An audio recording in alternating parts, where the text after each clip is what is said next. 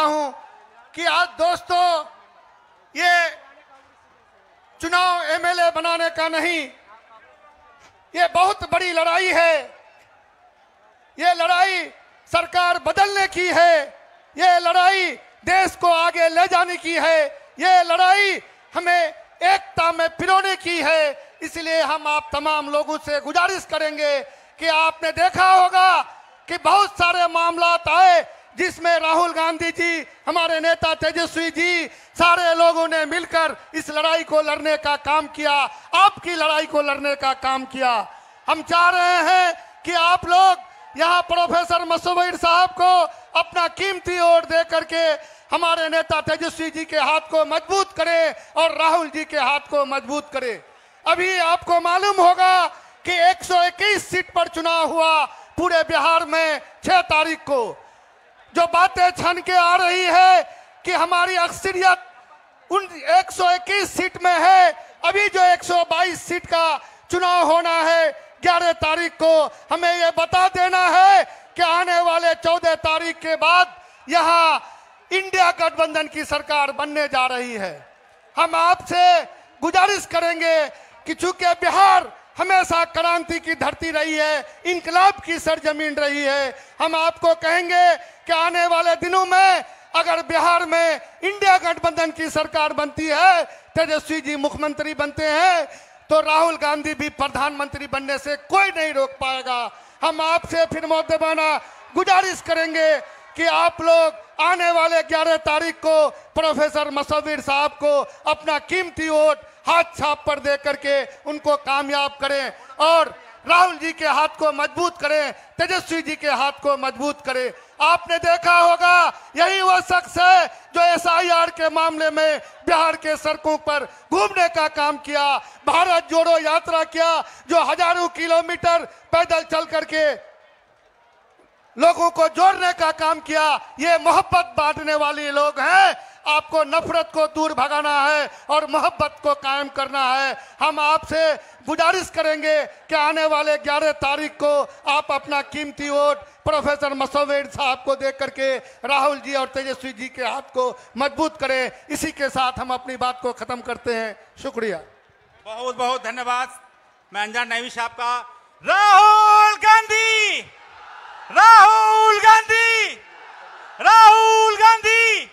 मैं अब आपके बीच बहादुरगंज के लोकप्रिय उम्मीदवार कांग्रेस के प्रत्याशी प्रोफेसर मुसव्विर साहब को बुलाना चाहूंगा इन शायर के साथ कि लहू हो तो लहू लिखते हैं, पानी वह नहीं लिखते, महलों के रक्कासों को रानी वह नहीं लिखते, इसलिए जमाना नाच करते हैं श्री राहुल गांधी जी पे।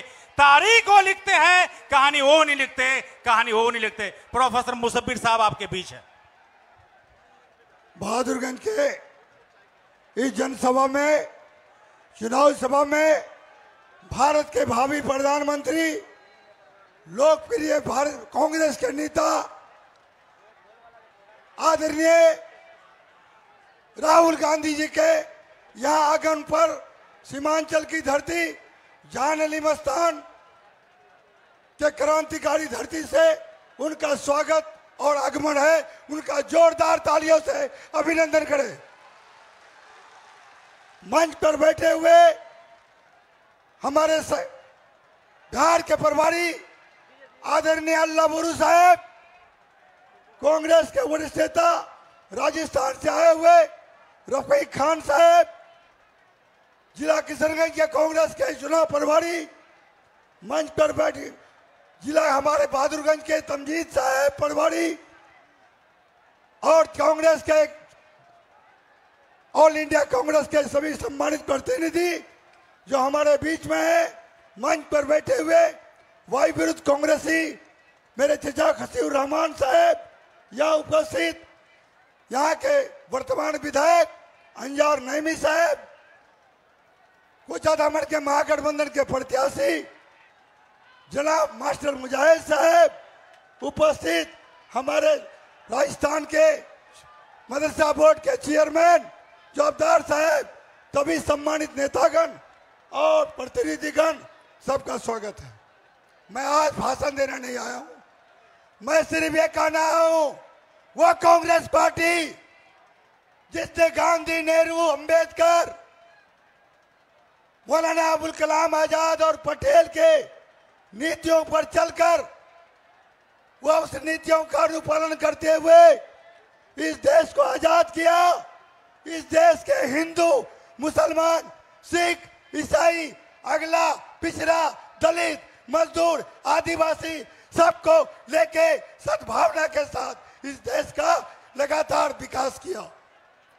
लेकिन पिछले 14-15 सालों से इस देश की एक ऐसी हालत हो गई है, देश बीमार चल रहा है।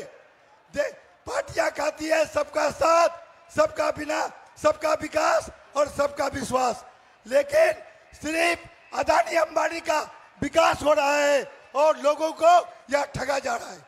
भाइयों, दोस्तों, बुजुर्गों, नौजवान साथियों, देश दो धारा में चल रही है।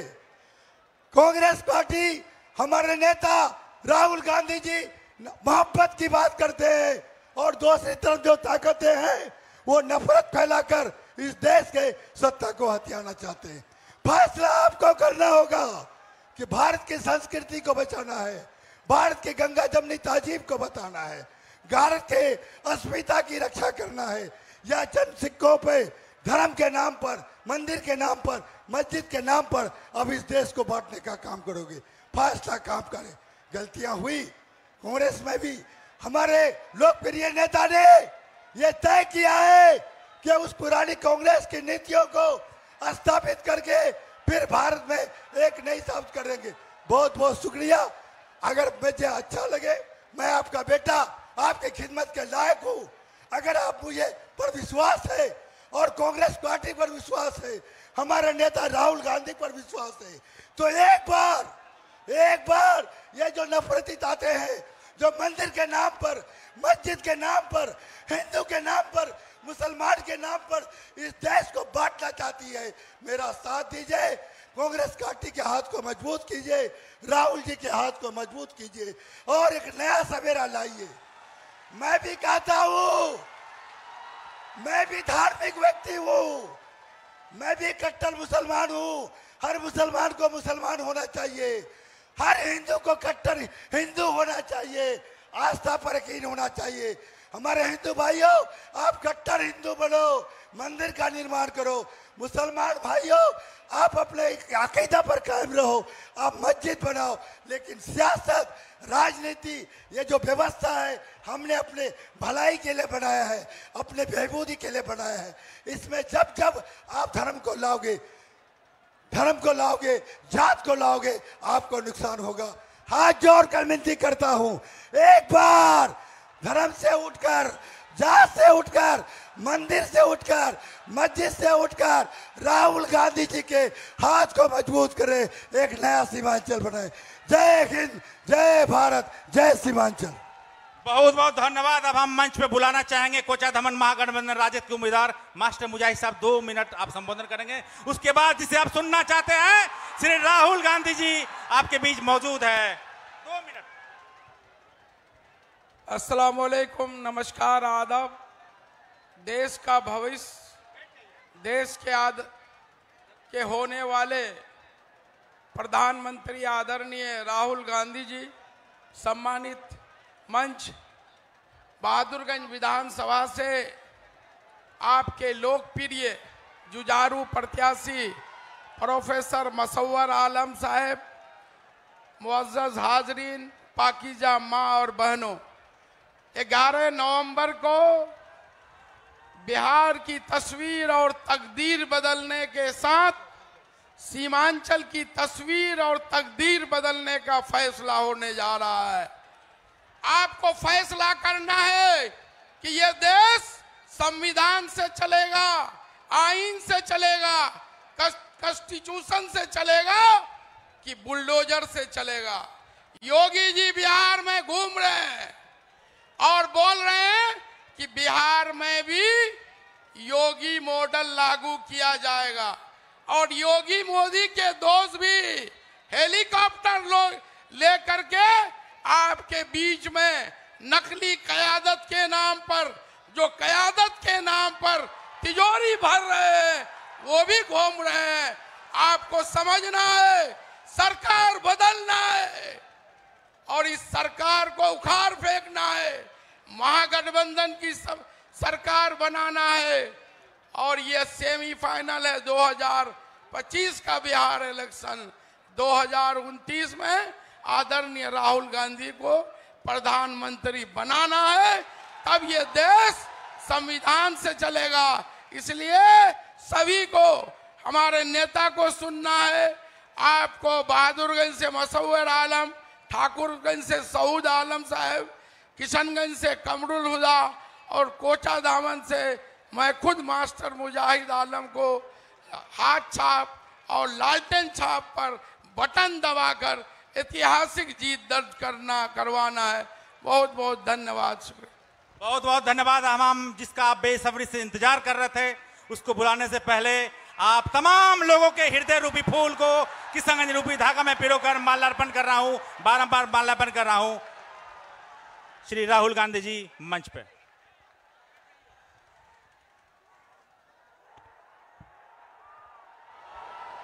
कृष्णा अलावारू, इमाम अली चिंटू जी,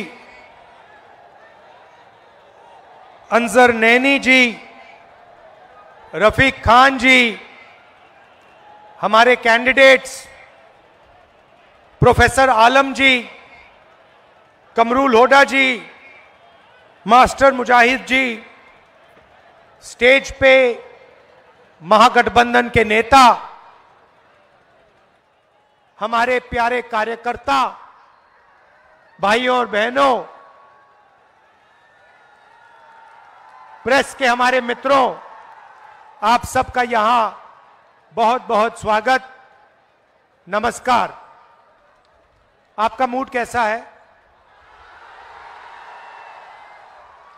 भाई? बिहार आए हैं, थोड़ा दम लगा के बोलो ना, मूड कैसा है? हिंदुस्तान में दो विचारधाराओं की लड़ाई है।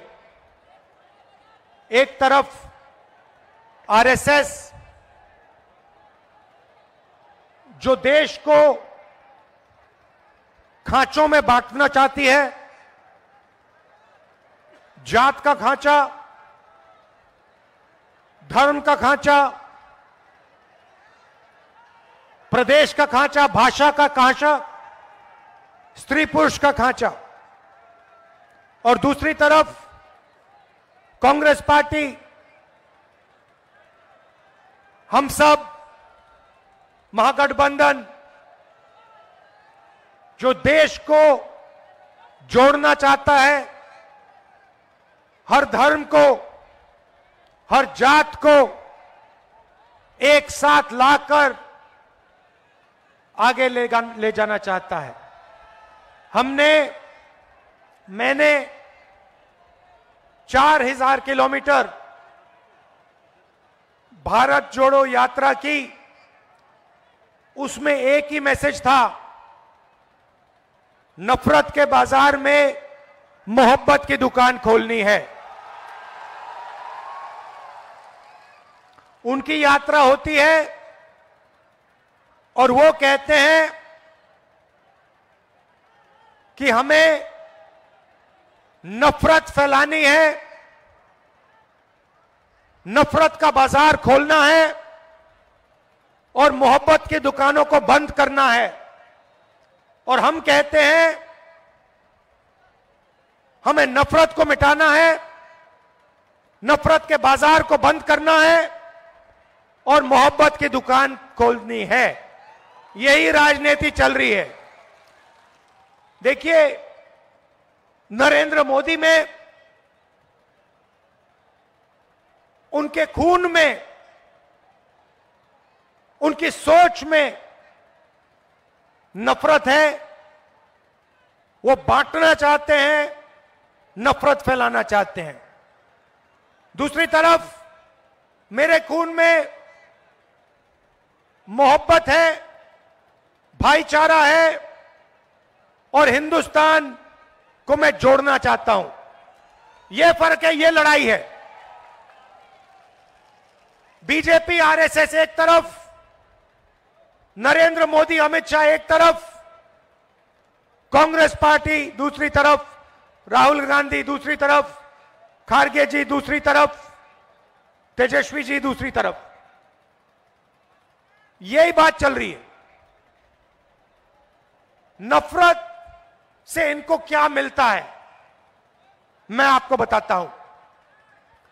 नफरत से इनको देश का धन मिलता है। नफरत से ये जनता के ध्यान को इधर उधर भटका सकते हैं। नफरत से ये जनता को डरा सकते हैं, और जब जनता डरती है तो जनता सही सवाल नहीं पूछती। बिहार में, हिंदुस्तान में 3-4 राजनीतिक सवाल हैं। सबसे पहला और सबसे जरूरी राजनीतिक सवाल, इस देश के युवा को और बिहार के युवा को रोजगार क्यों नहीं मिल रहा है, यह सबसे पहला सवाल है। दूसरा सवाल, अगर युवाओं को रोजगार देना है तो बिना शिक्षा, बिना कॉलेज, बिना यूनिवर्सिटी, बिना स्कूल यह नहीं किया जा सकता है। तो दूसरा सवाल, बिहार में यूनिवर्सिटीज, कॉलेजेस सारी की सारी या बेची जा रही है या बंद हो रही हैं। और अगर बिहार के युवा को रोजगार चाहिए तो उसे दूसरे प्रदेशों में जाके मजदूरी करनी पड़ती है। मैं आपसे पूछना चाहता हूं, आप अलग अलग प्रदेशों में गए हो, बिहार के लोग आपको अरुणाचल प्रदेश में मिलेंगे, दिल्ली में मिलेंगे, पंजाब में मिलेंगे, कर्नाटक में मिलेंगे, बेंगलोर में मिलेंगे, हैदराबाद में मिलेंगे, दुबई तक बिहार के लोग आपको मिलेंगे। मगर जहां भी आप जाओगे, बिहार के लोग मेहनत करते हैं, खून पसीना देते हैं, ये बड़ी बड़ी इमारतें बनाते हैं, सड़कें बनाते हैं, हाईवे बनाते हैं, पुल बनाते हैं, इंफ्रास्ट्रक्चर बनाते हैं, कॉलेज यूनिवर्सिटियां बनाते हैं, अस्पताल बनाते हैं। मगर सारे के सारे बिहार के लोग बाकी प्रदेशों में मजदूरी करते हैं। क्या आप खुश हो कि बिहार की जनता देश में मजदूरी करती है? क्या आप चाहते हो कि बिहार के युवा का भविष्य देश में, बाकी प्रदेशों में मजदूरी करने का हो? चाहते हो? अगर चाहते हो तो फिर आपको मालूम है आपको किसको वोट देना है। नीतीश जी ने नीतीश जी ने बिहार में और मोदी जी ने देश में रोजगार खत्म करने का काम किया है। भाई और बहनों, जेब में आपके मोबाइल फोन है, उस मोबाइल फोन को निकालिए, उसके पीछे देखिए क्या लिखा है। उसके पीछे लिखा है मेड इन चाइना। लिखा है, नहीं लिखा है? लिखा है। शर्ट के पीछे देखिए, made in China, made in Vietnam, made in Bangladesh. जो भी यहां माल बिकता है या चाइना में बनता है या जापान में या कोरिया में या वियतनाम में बनता है। हम चाहते हैं कि फोन के पीछे मेड इन चाइना ना लिखा हो, मेड इन बिहार लिखा हो। यहां पे आप पाइनएप्पल उगाते हो, मक्का उगाते हो, बिहार में मखाना उगाया जाता है, मक्का, मछली, अलग अलग फल, आम, पाइनएप्पल। मैं आपसे पूछना चाहता हूं, पिछले 20 साल में नीतीश जी ने कितने फूड प्रोसेसिंग प्लांट चालू किए? कितने फूड प्रोसेसिंग यूनिट, पाइनएप्पल को प्रोसेस करने वाले, आम को प्रोसेस करने वाले, मच्छी को प्रिजर्व करने वाले, मखाना बनाने वाले कितने यूनिट नीतीश जी ने यहां पैदा किए? एक भी नहीं। अमित शाह यहां आते हैं और कहते हैं बिहार में उद्योग लगाने के लिए जमीन नहीं है। सीधा स्टेज से आपको झूठ बोलते हैं। जमीन की बिहार में कोई कमी नहीं है। अदानी के लिए जितनी भी जमीन चाहिए नीतीश जी और नरेंद्र मोदी की सरकार देने को तैयार है। बिहार में 1 एकड़ 1 रुपए के दाम में अदानी को दिया गया है, मगर फूड प्रोसेसिंग प्लांट नहीं लगेगा, पाइनएप्पल प्रोसेसिंग प्लांट नहीं लगेगा। जो मखाना पानी में से निकालते हैं, मेहनत करते हैं, उस मखाने का फायदा उनको बिहार में नहीं मिल सकता है। अमेरिका में हजारों रुपए के लिए मखाना बिकता है, मगर बिहार में जो मेहनत करता है उस बिक्री से उसको कोई फायदा नहीं मिलता। या बिचौलियों को मिलता है, या फिर बड़ी बड़ी कंपनियों को मिलता है, या फिर अमेरिका की कंपनियों को मिलता है।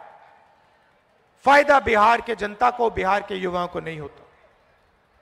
समय होता था जब बिहार में दुनिया की सबसे बेहतरीन यूनिवर्सिटी थी। नाम आपने सुना होगा, सुना है? नालंदा यूनिवर्सिटी सुना है?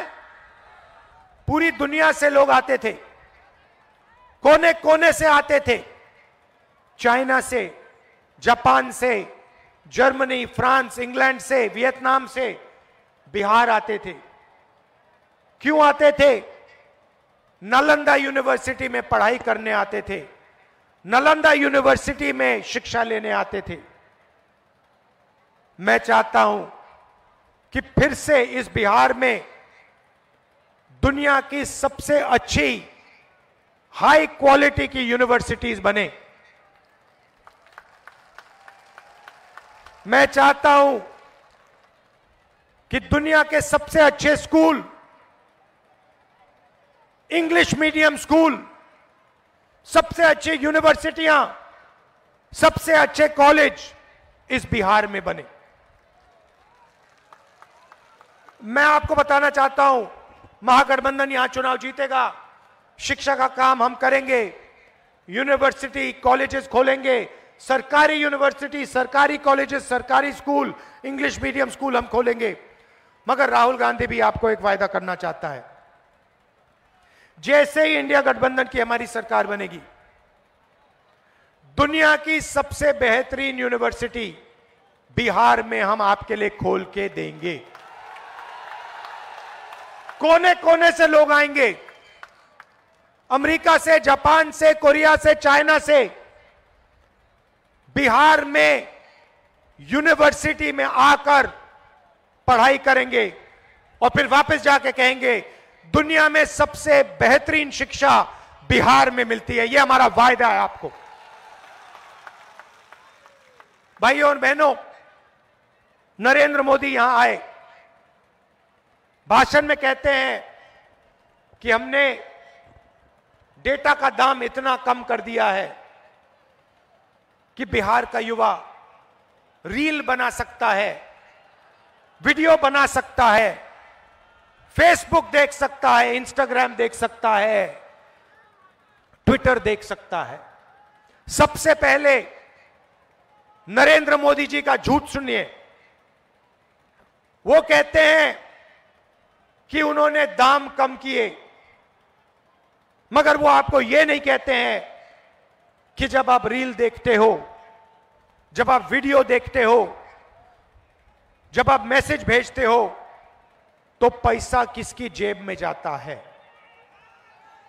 भाई और बहनों, जैसे ही आपने अपना फोन चालू किया, आपने रील देखी और अपने दोस्त को आपने रील भेजी, उसका पैसा सीधा जियो और मुकेश अंबानी के जेब में जाता है।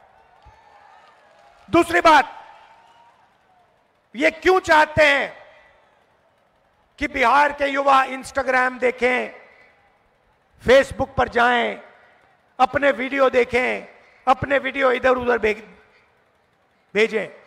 मैं आप आज को बताता हूं भाइयों और बहनों, पहले शराब हुआ करती थी, ड्रग्स हुआ करते थे।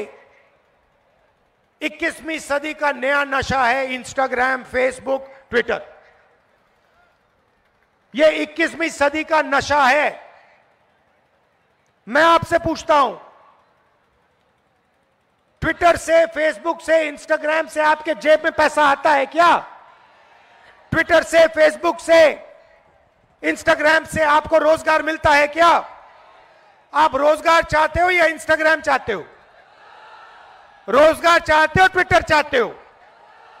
बिहार का जनता युवा रोजगार चाहता है, 21वीं सदी का नशा नहीं चाहता है। आप इंस्टाग्राम दीजिए, आप ट्विटर दीजिए, मगर उससे पहले बिहार के युवा को रोजगार दीजिए। यह बिहार की जनता चाहती है, यह बिहार का युवा चाहता है। नरेंद्र मोदी जी, कभी आप जाइए, किसान से बात कीजिए। आप अदानी अंबानी जी से बात करते रहते हो, सूट बूट वालों से मिलते रहते हो। आप कभी बिहार के युवा से 2 मिनट बात करो, बिहार के किसान से 2 मिनट बात करो, मजदूर से 2 मिनट बात करो। सबसे पहले आप इनका हाथ नहीं छूते हो। हाथ छूने की जरूरत नहीं है, गले लगने की जरूरत नहीं है, मगर बुला के बात कर लो, पूछ लो कि आप चाहते क्या हो। किसान कहेगा हम फूड प्रोसेसिंग यूनिट चाहते हैं, किसान कहेगा कि हम अपने बच्चों के लिए रोजगार चाहते हैं, मजदूर कहेगा हम अस्पताल चाहते हैं, युवा कहेगा हम रोजगार चाहते हैं। मगर आपको यह बात नहीं करनी, आप नहीं करना चाहते हो, क्योंकि चाइना में जब चाइना का माल जब यहां बिकता है, नरेंद्र मोदी, अदानी, अंबानी को फायदा होता है। मेड इन चाइना से अदानी, अंबानी, नरेंद्र मोदी, अमित शाह को फायदा होता है, हिंदुस्तान के युवाओं को नुकसान होता है। मार्केटिंग नरेंद्र मोदी की कौन करता है? अंबानी, अदानी करते हैं, हमारे प्रेस के मित्र करते हैं, 24 घंटा ये करते हैं। आप मजे की बात सुनिए, कुछ दिन पहले मैंने प्रेस कॉन्फ्रेंस किया, आपने देखा हरियाणा वाला हाइड्रोजन बम देखा आपने फटते हुए धड़ाम से। मैंने नरेंद्र मोदी पे साफ सीधा आरोप लगाया, अमित शाह पे आरोप लगाया, ये जो चीफ इलेक्शन कमिश्नर है ज्ञानेश, इस पर आरोप लगाया। क्या आरोप लगाया?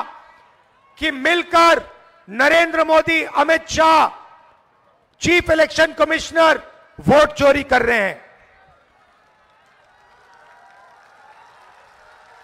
मैं आपसे पूछना चाहता हूं, नरेंद्र मोदी जी ने इस आरोप का जवाब दिया? बोला कि नहीं, राहुल गांधी झूठ बोल रहा है, मैं वोट चोरी नहीं कर रहा हूं, बोला? अमित शाह ने बोला कि राहुल गांधी झूठ बोल रहा है, मैं नहीं कर रहा हूं? ज्ञानेश ने बोला नहीं, बोल नहीं सकते, क्योंकि देश के सामने मैंने सच्चाई रखी है। हरियाणा में 2 करोड़ वोटर हैं, तकरीबन 25 लाख फर्जी वोटरों ने हरियाणा के चुनाव में वोट किया। ब्राजील की मॉडल का photo polling booth, polling list पे बीजेपी के नेता उत्तर प्रदेश में वोट कर रहे हैं, उनके कार्यकर्ता उत्तर प्रदेश में वोट कर रहे हैं, वो ही कार्यकर्ता हरियाणा में वोट कर रहे हैं। भाई और बहनों, मैं आपको बता रहा हूं, नरेंद्र मोदी और अमित शाह चुनाव नहीं जीतते हैं, वोट चोरी करके चुनाव जीतते हैं। आपको ठगा जा रहा है, हिंदुस्तान की जनता को ठगा जा रहा है, आपका वोट चोरी किया जा रहा है, इस संविधान पर आक्रमण किया जा रहा है। गांधी जी, अंबेडकर के संविधान को फाड़ कर ये लोग फेंक रहे हैं। यह सच्चाई है। हमने कर्नाटक में दिखाया, महाराष्ट्र में दिखाया, हरियाणा में दिखाया। वो जवाब नहीं दे सकते हैं, ना वो ब्राजीलियन मॉडल का जवाब दे सकते हैं, ना ये बीजेपी के नेताओं का जवाब दे सकते हैं, ना ये हजारों लाखों फर्जी वोटों का जवाब दे सकते हैं। एक महिला 100 बार अलग अलग पोलिंग बूथ में उसका नाम आता है। दूसरी महिला 200 बार 2 बूथ में उसका नाम आता है। पूरा का पूरा मामला फर्जी है। ये चोरी करके इलेक्शन जीतते हैं। अब आप कहोगे राहुल गांधी ये हमें बिहार में क्यों कह रहा है? क्योंकि संविधान की रक्षा करने की जिम्मेदारी मेरी है, मगर आपकी भी है। वोट चोरी रोकना मेरी जिम्मेदारी है, मगर बिहार के हर युवा, हर जनरेशन जी के युवा की जिम्मेदारी है, हर किसान की, हर मजदूर की जिम्मेदारी है। यह आपका है। यह संविधान आपकी आवाज है। इसमें आपकी आवाज गूंजती है। इसमें महात्मा गांधी, जवाहरलाल नेहरू, बुद्ध भगवान, कबीर, फूले, अंबेडकर जी, नारायण गुरु, इन सब की आवाज गूंजती है। ये मामूली किताब नहीं है। ये हिंदुस्तान की आत्मा की आवाज है। और इस पर नरेंद्र मोदी और अमित शाह आक्रमण कर रहे हैं। इसको खत्म कर रहे हैं। भारत की आवाज पर, भारत की आत्मा पर ये लोग आक्रमण कर रहे हैं। यह लड़ाई है भाइयों और बहनों। हम भारत की आवाज, संविधान की रक्षा कर रहे हैं। वो भारत की आवाज को कुचलना चाहते हैं। अंबानी की आवाज, अदानी की आवाज की रक्षा कर रहे हैं। भाइयों और बहनों, चुनाव का समय है। पोलिंग बूथ पे आप सब सावधान रहिए। ये बीजेपी के लोग चोरी करने की कोशिश करेंगे। आप इनके सामने खड़े हो जाइए। वोट चोरी नहीं करने दीजिए, क्योंकि अगर आपने वोट चोरी रोक दी तो यहां पे महागठबंधन की सरकार बन रही है, 100% बन रही है। भाइयों और बहनों, आप एक बात समझिए, इन्होंने वोट चोरी की है, हमने वोट चोरी पकड़ी है। ये जो हैं नरेंद्र मोदी जी जो हैं, अमित शाह जो हैं, वो हमसे डरते हैं। बात समझो। वो आपकी आवाज से, जनता की आवाज से, हिंदुस्तान की आत्मा से डरते हैं, क्योंकि उन्होंने हिंदुस्तान की आत्मा से, भारत माता से, हिंदुस्तान की आवाज से चोरी की है। और अंत में ये पकड़े जाएंगे। ये कहीं नहीं जा सकते। अंत में ये पकड़े जाएंगे। इसलिए इनके दिल में डर है। वो डर नफरत में बदल के ये काम करते हैं। हम इनके डर को मिटाएंगे और इनके दिल में नफरत को मिटाएंगे। हमने कहा है, नफरत के बाजार में मोहब्बत की हम दुकान खोलेंगे और दुनिया की सबसे बेहतरीन यूनिवर्सिटियां बिहार में हम खोल के दिखाएंगे। धन्यवाद, नमस्कार, जय हिंद।